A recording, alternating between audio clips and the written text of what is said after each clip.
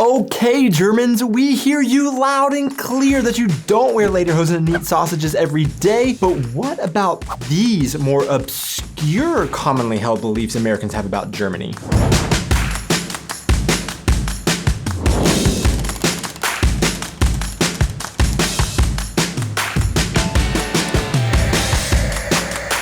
Hey guys, and welcome back to our channel. I am Donnie, and along with my wife Aubrey, we are two Americans currently living in Germany and sharing all of our experiences living and traveling throughout Europe. We've covered 1,000 times on this channel how, for the most part, many of the classic stereotypes that Americans think of when they think of Germans are wrong. Yeah, the lederhosen, the white sausages, just in general, the specifically Bavarian traditions represent just one culture out of many diverse cultures spread across Germany. But beyond those, there are also some other Germanisms that Americans believe about Germans for one reason or another that, based on our years of experience living in Germany and observing their every move, that sounded creepy, well, we can confidently say that Germans don't do. And that is exactly what we're going to talk about today in our video.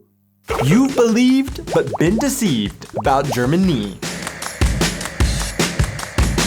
Now, before we get started on this list, not that I need to probably tell you, but I would love you all to chime in the comments on all of these observations because you may personally have some different experiences or can expand on these thoughts more. So, one thing that Germany is rightfully famous for is their beer. But when it comes to their beer drinking, there is one thing they are famous for in the US that Germans may be shocked to hear, and that is that Germans drink their beer warm. Okay, so no, for the most part, in Germany, they do not drink their beer warm. And to be honest, neither myself or Aubrey are really big beer drinkers and therefore don't have years of experience testing the temps of beers in Germany compared to the US. However, we have been around it enough to tell you that it is consumed cold in Germany as well. However, one possible popular explanation behind the beer is warm in Germany myth could be based on the fact that it isn't typically served as cold as it is in the US. In fact, nearly all drinks in Germany are not served nearly as cold as they are in the US. For example, most Germans would never put ice cubes in their drinks, unlike in the US where this is fairly standard. Of course, Americans don't put ice in their beers though. So possibly Americans started this rumor when they got to Germany and did correctly perceive their beer was served to them warmer than they were used to having it in the US, but it isn't actually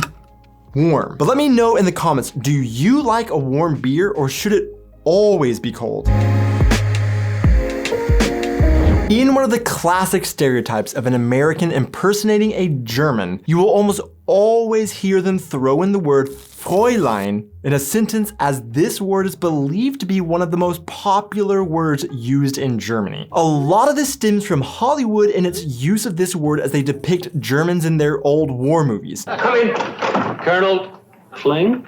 You will finish that letter later, Fräulein Helga. Often a German character in a movie will speak English with a German accent, but they will use random German words to push the idea that we are supposed to remember they are German, and one of those words is almost always Fräulein. What's the matter, Fräulein Helga? However, come to modern Germany and you will rarely, if ever, hear this word be used because it actually has mostly been scrubbed from the German language. So what is Fräulein really? Well, Fräulein is a diminutive form of Frau. This basically means you have the root word Frau, and adding line at the end kind of cutesifies the word, I guess you could say, or it makes it almost smaller in a sense. In one use, the word Frau is used almost the same as Mrs. in the English language and used to specifically refer to a married woman. Fräulein, on the other hand, is like Miss in English and was used to refer to an unmarried woman. Starting in the 1960s, but more so in the 70s to 80s, this word to distinguish an unmarried woman began being used less and less because it came to be seen as sexist. After all, there was no distinguishing title for an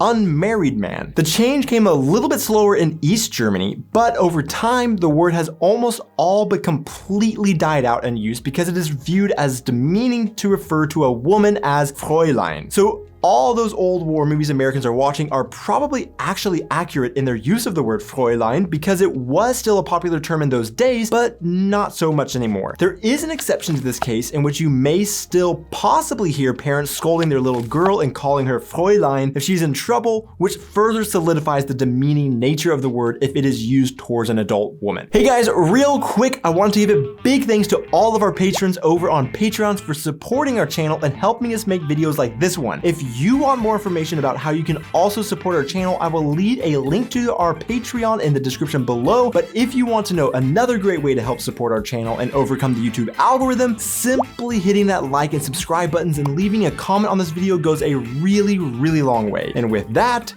as always, let's get back to the video. Okay, this next one is one that a lot of you may not see coming because you may think it seems so obvious to you, but one thing that we really have been asked many times before when we tell people we live in Germany is, do they drive on the left side of the road there? Now, to be honest, I do think a big part of this misunderstanding is the idea that in foreign countries, they do things differently than us, and therefore if we drive on the right, they must drive on the left. Or really just a lot of people haven't sat down and thought about what side each country drives on, and therefore when they think about a specific country, they probably aren't sure what side they drive on and just guess. But of course, since this is in this video, no, Germans do not drive on the left side of the road, but rather on the right side of the road. We have heard a lot of people say an easy way to remember what side of the road a country drives on is that it essentially, if a country was a British colony at some time, they either still drive on the left like in the UK or at least used to. However, unfortunately, it is a little more complicated than that. For example, we have established that Germany drives on the right side just like in the US, but through a series of complicated historical reasons, Austria, which was never a British colony, used to drive on the left, then switched to where half of the country drove on the right and half drove on the left. And then in 1938, when Hitler annexed Austria, he forced them to switch to the now current procedure of left-handed driving, just like in Germany. Speaking of Hitler, obviously World War II and Nazis are a dark blot on the history of Germany, and for many Americans coming to Germany, they are afraid to bring it up because they believe our next myth, and that is that Germans avoid or do not talk about World War II. Honestly, for many Americans, they have been fed American history about World War II, they have watched hundreds of World War II movies about American soldiers, they have family members that fought in the war and told them their war stories, and they would love to be able to speak to a German and hear their side of the story or what they have learned from their country's perspectives on the war. And I was this way when I first came to Germany during college and lived with a host family. For most of the study abroad program I was a part of, I avoided ever bringing it up because I assumed that Germans had this massive amount of shame around this particular part of their country's history, and it would be incredibly awkward to talk about how our countries were at war. Since then, I can tell you with certainty that I have had many conversations with many Germans about their experiences learning about the war, or talked with older Germans who were alive during the war or whose parents fought in the war, and I have had incredible conversations with them. I also have been surprised at how many World War II documentaries and shows I see on German television regularly. Instead, it seems Germany truly believes education is one of the best ways to keep something like that from ever happening again, and we should talk about it to make sure that period is not forgotten. Sure, some Germans may not want to talk about it, but overall, I haven't found Germans avoiding talking about the war. One, many Germans in our generation don't feel a huge connection to those historical times besides just what they read in the history books, just like my generation in the US. Therefore, to them, they are just simply talking about history and don't have the same emotional connection like older generations who personally witnessed those times in both the US and in Germany. Two, Germans have learned to be extremely responsible with this history. Of course, they are not proud of what took place in their country with the Nazi Party, but they understand that history can be repeated if we do not remember it and learn from it. Therefore, it actually can be important for many Germans to talk about it and make sure it never happens again. So my advice to Americans coming to Germany, sure, I wouldn't meet a German and immediately ask them about the war, but I also wouldn't shy away from it if it feels comfortable and appropriate at the time. It can be a great learning experience for both sides. Now, of all the ideas that Americans have for Germans, there's one wacky one that honestly, even after having lived in Germany for a few years and talking with different Germans from all walks of life, that I can't quite figure out if it actually is true or wrong. So I actually will need your help in the comments with your thoughts. But the rumor that Americans have about Germans is that they have an unbounded and unbridled love for David Hasselhoff. You're considered the German Elvis? I love this. Yeah. So he's the man who make the East and the West together. Yeah. So we love David Hasselhoff. Well, David Hasselhoff is a huge rock star in Germany, where his latest album sold 5 million copies this week, which once again proves my theory: Germans love David Hasselhoff. Do Germans love you?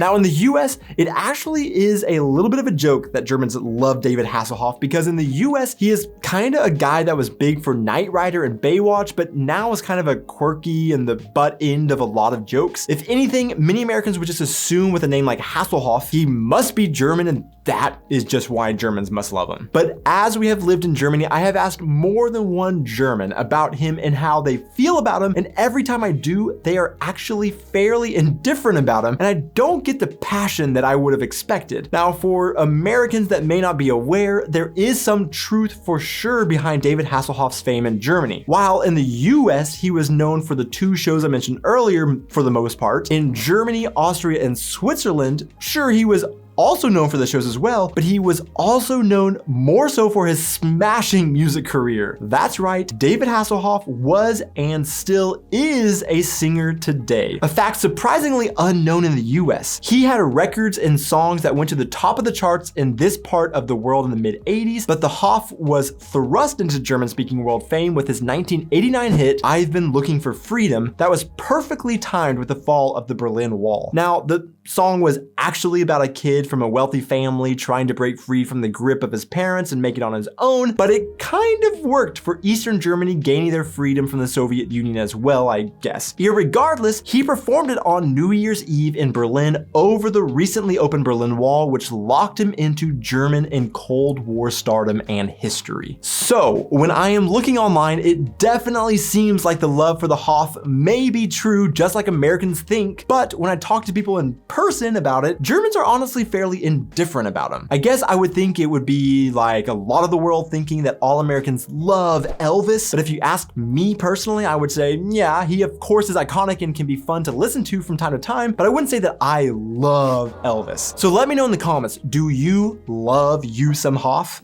Germans love me. Which once again proves my theory: Germans love David Hasselhoff. To see who made it this far into the video, the random question of the week is Döner or Currywurst? Which is the superior German street food? Thanks so much for watching, guys. Be sure to hit those like and subscribe buttons, and we will see you in our next video. Well, Fräulein is a diminutive.